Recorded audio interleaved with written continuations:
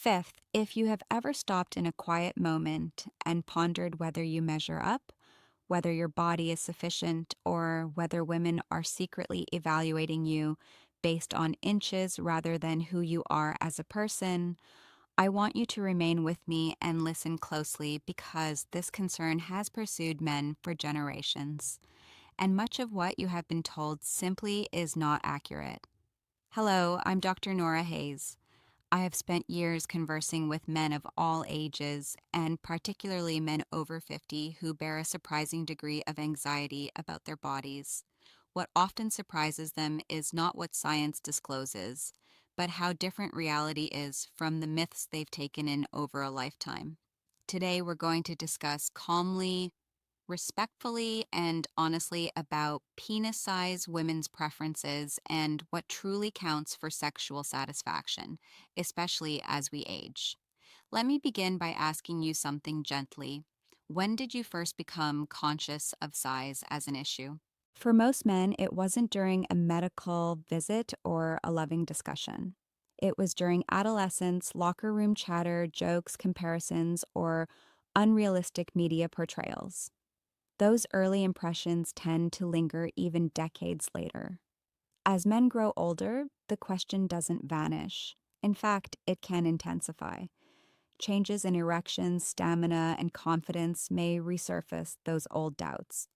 Some men think maybe I was never sufficient, while others think maybe aging has removed something. Both thoughts can quietly impact self-esteem, intimacy, even relationships. Here is something crucial to grasp right away. Anxiety about size is one of the most common sexual concerns men report, and it exists across cultures, ages, and relationship statuses. Yet, when we examine scientific data, the gap between perception and reality is striking. Let's discuss actual measurements. Large-scale medical studies that carefully measured men in clinical settings consistently indicate that the average erect penis length falls roughly between 5 and 5.1 to 2 inches. That is the average, not the lower end, not the minimum requirement. Most men fall very close to this range. Now, pause for a moment and ask yourself this. Have you been comparing yourself to averages or to extremes? Most anxiety stems from comparing normal bodies to exaggerated representation that do not reflect real populations. Now, let's turn to what women actually express when they are asked anonymously, without pressure, without partners present, and without social expectations. When researchers inquire about preferred size from women, the answers are far more moderate than most men anticipate. The majority of women report preferences that are close to average measurements. Very few describe extreme size as necessary for satisfaction. Let me ask you another question. Have you ever assumed that women are silently disappointed but never voice it? That assumption alone generates tension that can affect intimacy far more than anatomy ever could. One reason size myths persist is because they are simple. Inches are easy to measure. Connection, communication, and emotional safety are harder to quantify. So they are often overlooked. But when researchers study sexual satisfaction, they consistently find that emotional factors outrank physical dimensions. Now, let's discuss anatomy in a calm, factual way. The vagina is not a passive space that requires a certain length to be reached. Most nerve endings responsible for pleasure are concentrated in the outer portion of the vaginal canal. This means that extreme depth is not biologically necessary for pleasure. What matters far more is arousal, relaxation, and responsiveness. As women become aroused, blood flow increases, tissue becomes more sensitive, and pleasure becomes more accessible. Emotional comfort plays a major role in this process. When a woman feels safe, heard, and relaxed, her body responds differently than when she feels anxious or rushed. Now, think about what happens when a man is anxious about size.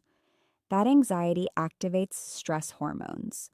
Stress hormones interfere with erection quality, stamina, and presence.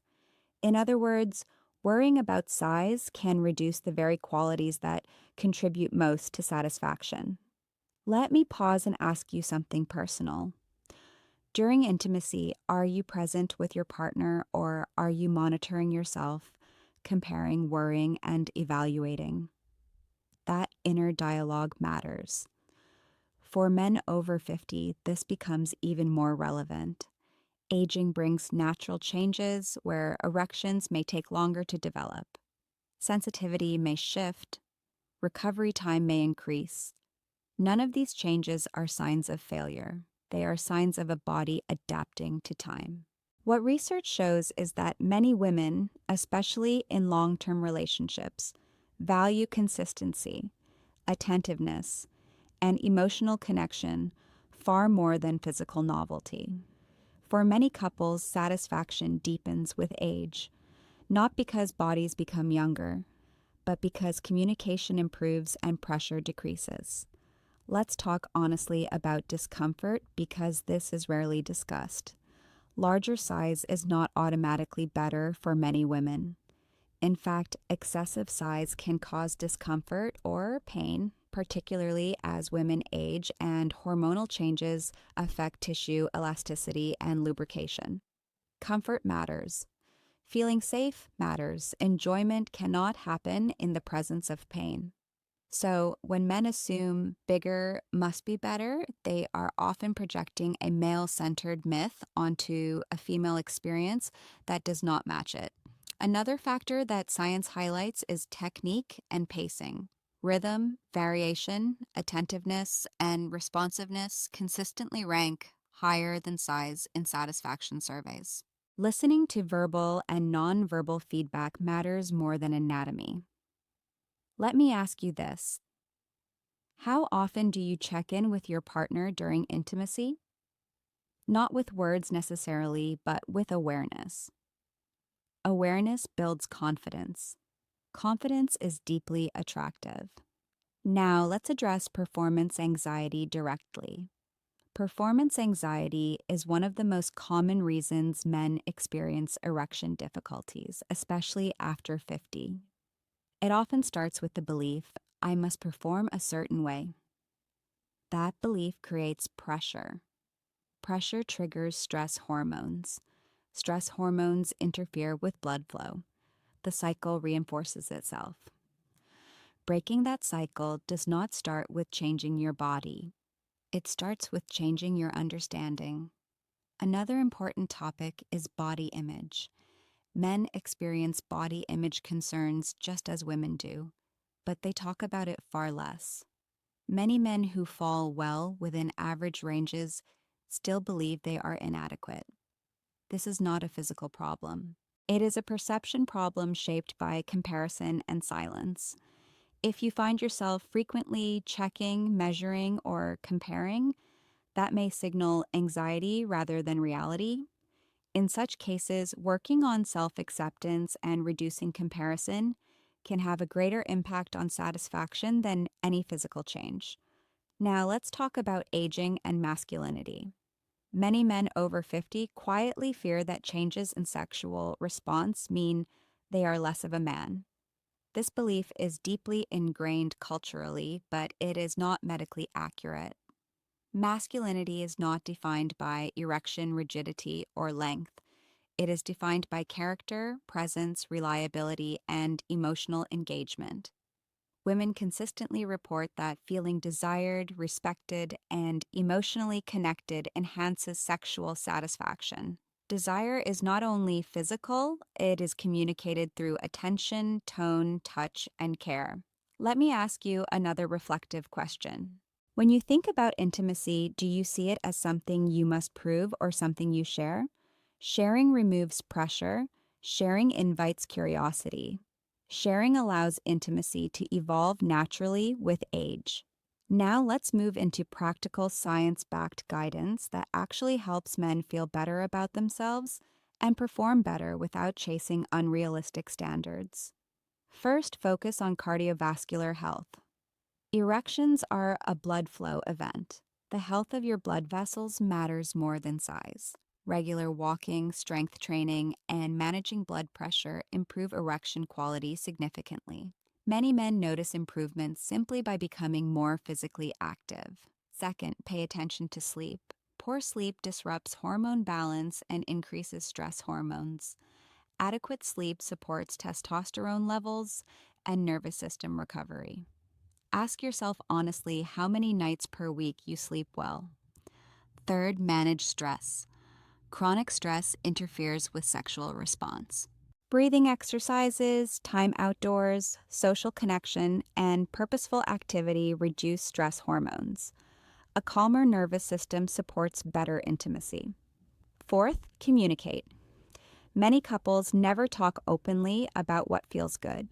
They assume. Assumptions create misunderstandings. Gentle conversation builds understanding and reduces anxiety on both sides.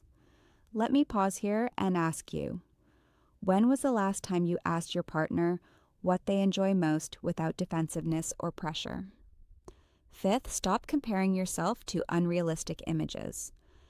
Adult entertainment is not education. It uses selective casting, camera tricks, and sometimes enhancement techniques. Comparing real bodies to edited images distorts self-perception. Now, let's talk specifically to men over 50 who may feel that age has changed their sexual identity. Aging does not erase desirability, it reshapes it. Many women value maturity, emotional intelligence, and stability more as they age. These qualities are deeply attractive. Sexual satisfaction over 50 often becomes less about novelty and more about comfort, trust, and presence. That shift can be liberating if you allow it to be. Let me ask you something gently. If no one had ever told you size was important, how would you feel about your body today? That question often reveals how much of this concern is learned rather than lived. Another point worth discussing is relationship context. Preferences expressed in hypothetical surveys may differ from real-life satisfaction within a relationship. In real relationships, emotional connection, shared history, and mutual understanding play enormous roles. Inches do not carry emotional memory, people do. For single men dating later in life, anxiety about size can affect confidence. Confidence influences attraction far more than anatomy. Entering dating with self-acceptance creates a completely different energy than entering with self-doubt. Let's also talk about medical realities. Conditions like diabetes, hypertension, and high cholesterol affect erection quality. Addressing these conditions improves sexual function. Focusing solely on size ignores these important factors. If you notice sudden changes in erection quality, libido, or sensation, that is a reason to consult a healthcare professional. These changes often reflect vascular or hormonal issues, not size-related issues. Another overlooked factor is pelvic muscle health. Strong but relaxed pelvic muscles support erection firmness and control. Gentle exercises can help, but overtensing can worsen anxiety. Balance matters. Now let's talk about emotional safety. Women consistently report that feeling emotionally safe enhances sexual enjoyment. Emotional safety allows relaxation. Relaxation allows pleasure. Anxiety blocks both. If you carry shame or insecurity, it can subtly affect how you show up emotionally. Addressing that insecurity benefits not just sexual health, but overall well-being. Let me ask you another question. Have you ever avoided intimacy because of fear of being judged? Many men have. Avoidance reinforces anxiety, understanding breaks it. For men in long-term relationships, changes in sexual frequency are normal with age. That does not mean attraction has disappeared. Energy levels, health, and life stressors influence desire. Open communication prevents misinterpretation. For men whose partners have gone through menopause, understanding physical changes helps maintain comfort. Lubrication, patience, and extended arousal time matter. Being attentive to your partner's comfort enhances mutual satisfaction. Let's return to the central question. How many inches do women actually want? Science tells us there is no single number. Preferences vary, but most cluster around average. More importantly, size ranks far below factors like trust, emotional connection, attentiveness, and comfort. The belief that you must meet a specific measurement to be desired is not supported by evidence. It is supported by myth. Let me ask you to reflect on something. Has worrying about size ever brought you closer to a partner, or has it created distance inside your own mind? Self-acceptance creates openness. Openness creates connection. As men age, redefining sexuality as connection rather than performance can be transformative. Pleasure becomes shared rather than measured. Satisfaction becomes mutual rather than judged. If you've spent years carrying quiet anxiety about this topic, allow yourself a moment of relief. You are far more normal than you have been led to believe. Your body is not failing you. It is changing, and change can be navigated with understanding rather than fear. Confidence does not come from inches. It comes from presence, kindness, curiosity, and care. Those qualities do not diminish with age, they often deepen. As you reflect on this conversation, consider what belief you might be ready to release. Releasing it does not mean ignoring reality. It means aligning your understanding with evidence rather than myth.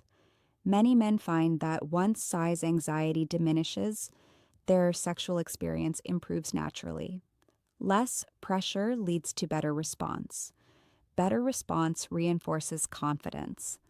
If you take one thing away from this discussion, let it be this. Sexual satisfaction is a shared experience shaped by emotional, physical, and relational factors. No ruler can measure that. You deserve to feel comfortable in your body at every age. You deserve to experience intimacy without fear. And you deserve accurate information that supports your well-being rather than undermines it. Take a moment now and breathe.